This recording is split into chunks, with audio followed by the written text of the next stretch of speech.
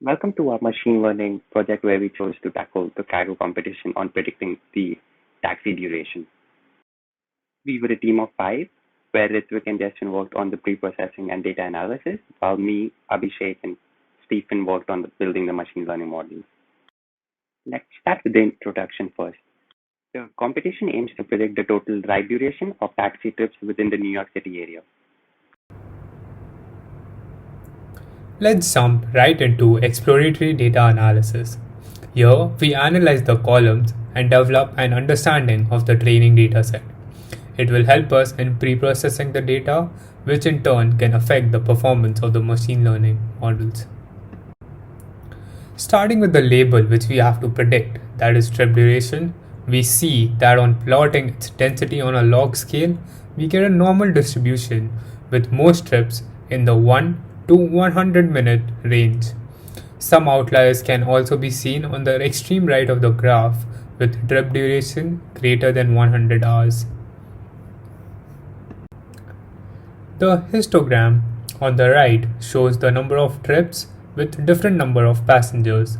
We see that there are almost no trip data for passenger counts 7, 8 and 9. It makes sense as most taxis are a maximum of 6-seater vehicle.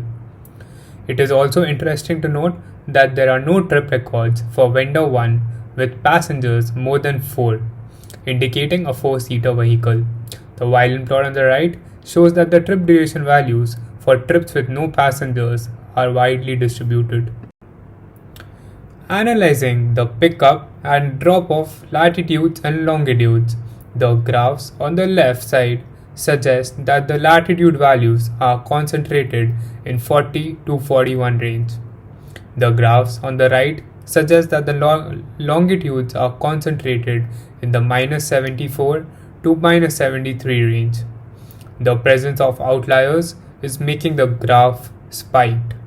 Let's remove them and analyze the distribution properly. Now we can see a more clear distribution of the latitude and longitude values. Given that the density is highest in the 40.7 to 40.8 range for latitude and -74 to -73.9 range for longitude, it should correspond to the latitude and longitude of New York City, which it in fact does. The distribution of the data points across both the vendors is more or less balanced. Most trip records were sent directly to the vendors without being stored locally on the taxi. Time-based features are intuitively very likely to affect the trip duration. On the left, we plot a simple line plot of trip duration against day of the week, with 0 as Sunday and 6 as Saturday. We see that the trips seem to be smaller on the weekends than weekdays. Also, vendor 2 appears to be slower than vendor 1 on all days of the week. On the right, we plot the trip duration for each hour of the day for each day of the week. We see that the trip duration on weekdays and weekend becomes more or less equal after 8 pm.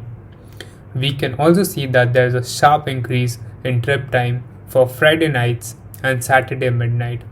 New York is in fact a city that never sleeps. Now we will talk about feature engineering and selection. Feature engineering is the process of using domain knowledge to extract features from raw data. These features can be used to improve the performance of machine learning algorithms. Furthermore, it is asserted that feature engineering plays an important part of Kaggle competitions and machine learning projects' overall success and failure. Feature engineering, we will look into the following: one-hot encoding, time feature decomposition, haversine and Manhattan distance, pickup and drop-off clusters with k-means, principal component analysis, and supplementary datasets. ML algorithms cannot work with categorical data directly. Hence, we use one-hot encoding to allow the categorical data to be more expressive. It converts the categorical features into integer representations. This is required for both input and output variables that are categorical. As for the time feature decomposition, time features are extremely important in making the final prediction of the trip duration. We decompose the pickup time daytime features into two main features, the weekday and the hour or minute of the day. The motivation for breaking it into these features is that different times of the day will have different traffic situations that adversely affect the trip duration. In the heat map given below, we can see the day of the week versus day of the hour. The Haversine and Manhattan distance. We can calculate the distance feature using the coordinates of the pickup and drop-off points. For the Haversine formula, this method gives us the shortest distance between 2 points on the surface of the Earth, provided that we are given two different latitude and longitude values. As for the Manhattan distance, this gives us the distance between 2 points that is measured directly along the right angles, since a car cannot directly follow a spherical trajectory.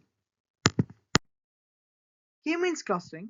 K-means is a partitioning algorithm that partitions the data instance into K clusters.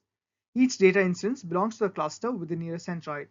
Similarly, taxi trips with similar pickup and drop-off locations should have the similar trip duration by intuition. K-means clusters these data points and trips into their own neighborhoods. Here, we combine the pickup and drop-off location as unique identifiers and use K-means method to divide New York to 100 clusters.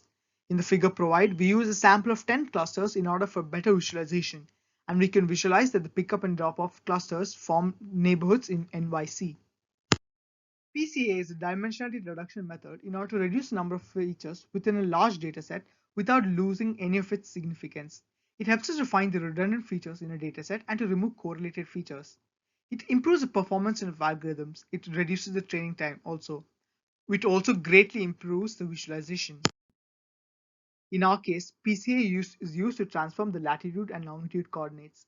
No dimensionality reduction as the data remains in two dimensions as after transformation. The rotation helps the decision trees to split the locations from a different angle. We also use supplementary datasets. The OSRM dataset was used to extract information about the fastest route for each data point. The OSRM dataset supplies the fastest and second fastest routes for the train and test datasets. Final feature set. We select the following features based on the insight that we gained from the feature engineering done before, and these features contribute to the trip duration. We will now briefly describe the models we have used to improve and achieve our rank in the Kaggle leaderboard.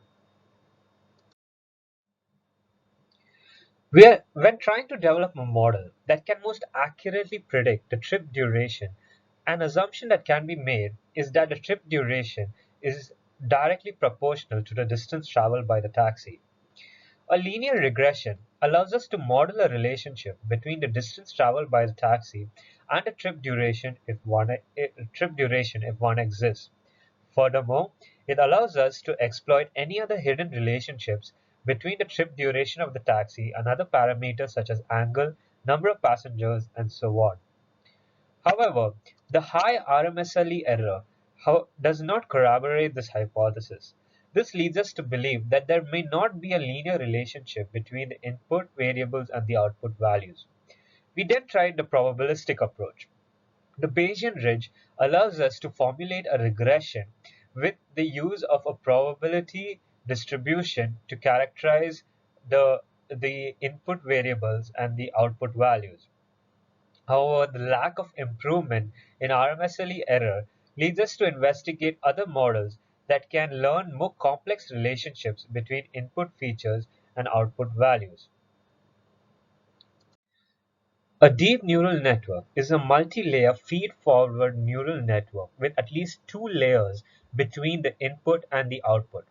Since we were unable to find an accurate linear relationship between the input features and the output targets, we make use of a DNN to model complex nonlinear relationships.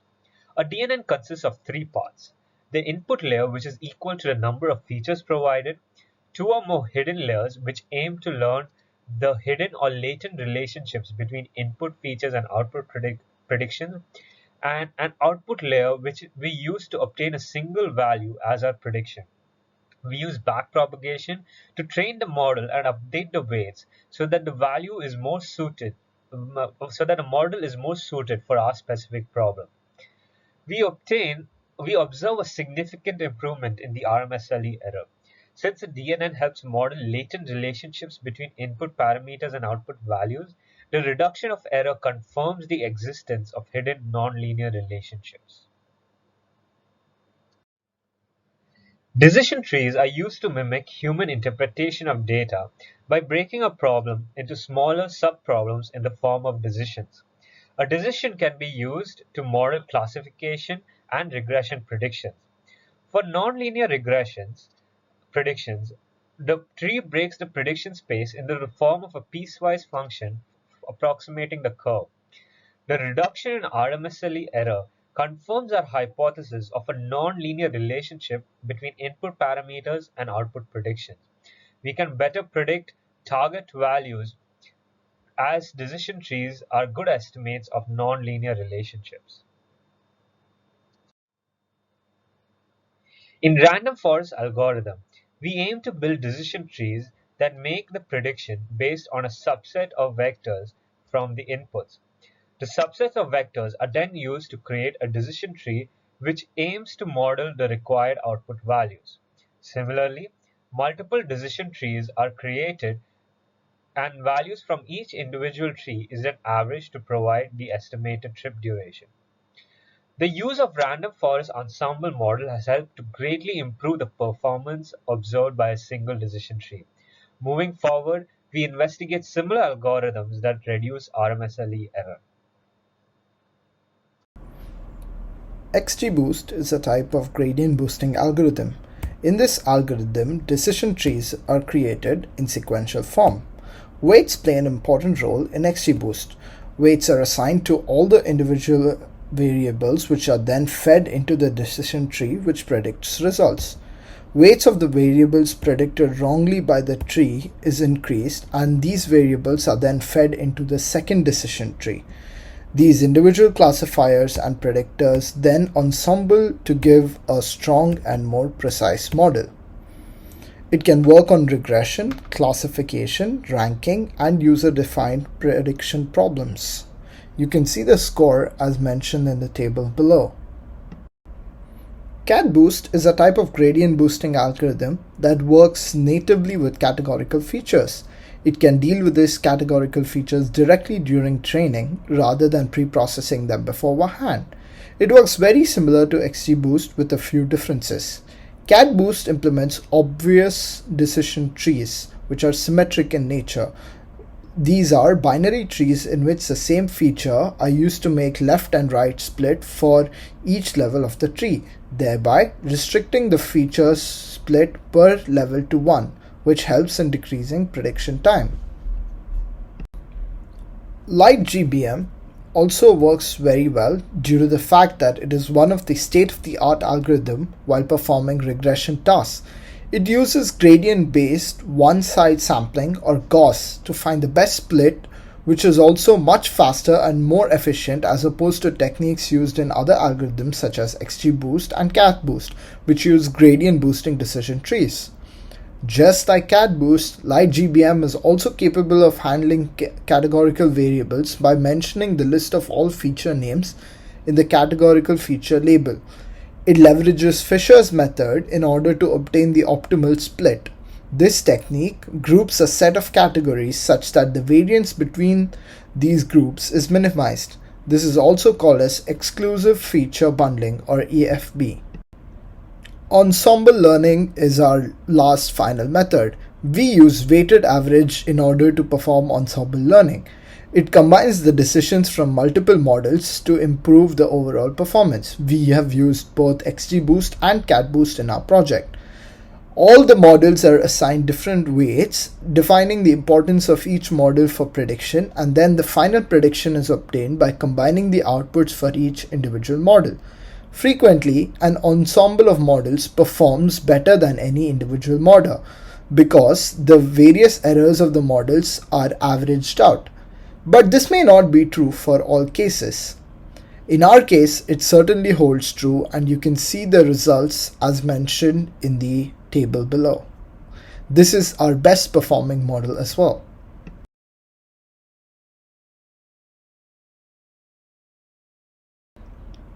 Finally, to conclude, our project consists of various different tasks put together. First of all, we did exploratory data analysis where we explored more about the data set and found out more about the features. And then we created expert features such as from the results obtained from the EDA, as well as leveraging techniques such as PCA and k-means clustering. And finally, we explored 9 different models in order to perform this particular task and compared the results with each other. So the best model summary belongs to the ensemble learning model, which uses weighted average. We use a mixture of the light GBM as well as XGBoost for this.